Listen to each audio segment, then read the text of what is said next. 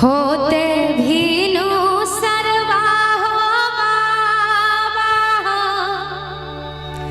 चली जइबो ससुररिया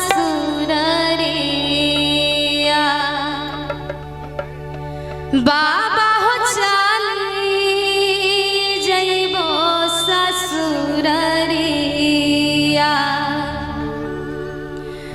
बाबा होली हो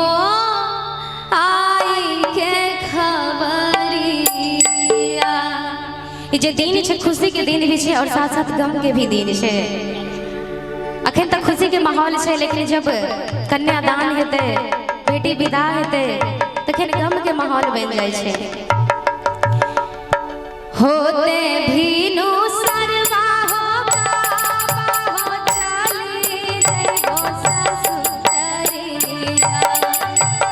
होते भीनु सरवा हो बाबा हो चली जइबो ससुररिया बाबा हो चली जइबो ससुररिया बाबा होली हो आई के खबरिया बाबा होली हो आई के खबरिया। और बहुत नीक भाव से पिताजी भी कहे छथिन लागले लागले गे बेटी गे जइबो तोरा ससुररिया बेटी गे जइबो तोरा ससुररिया बेटी गे लेते रहबो खबरिया बेटी गे लेते रहबो खबरिया।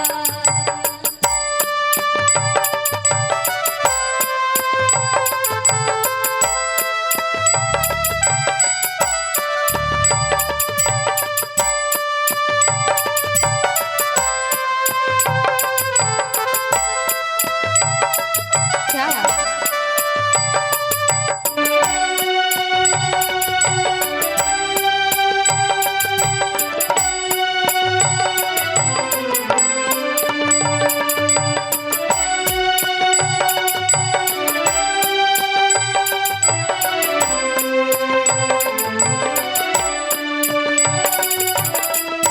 और बहुत नीक भाव से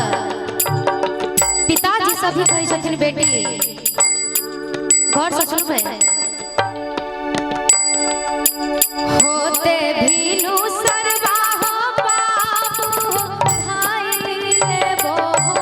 रहिया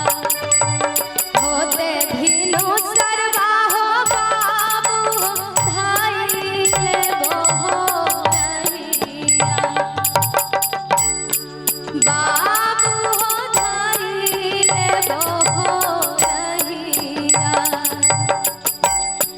बाबू हो लइबो फेरो हमरा कहिया बाबू हो लइबो फेरो हमरा कहिया। और पिताजी कहे छथिन अतः के हो रहल छै अहाँ सब शांत रहियो आपस में नहीं अथी करियो मैटर। पिताजी कहे छथिन चारी यही दिन मागे बेटी के भेजाबोगे पूछरिया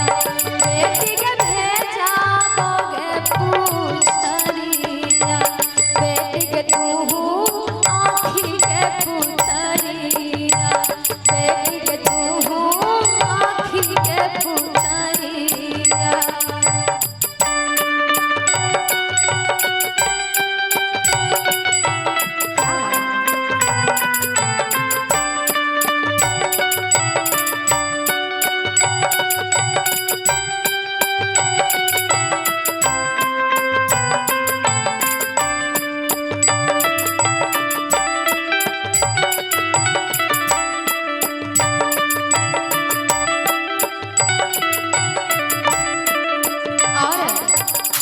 बहुत नीक भाव से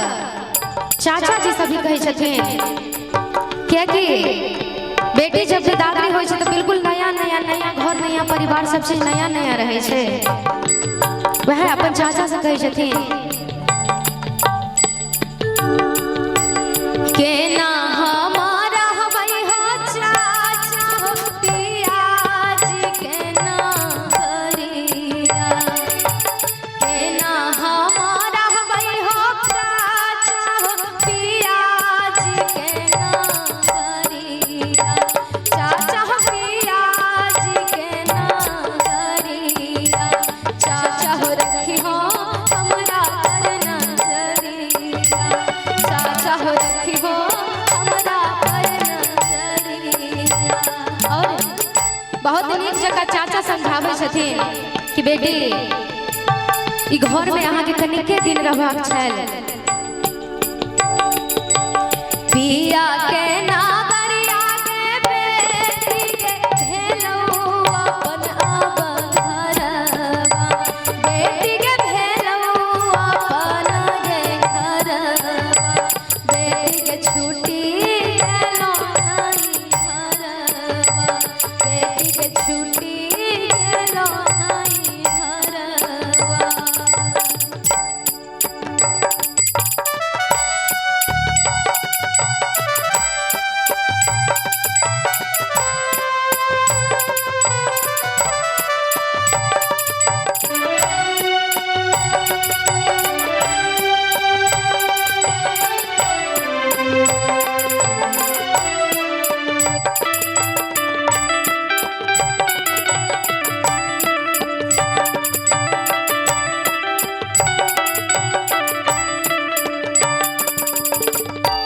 और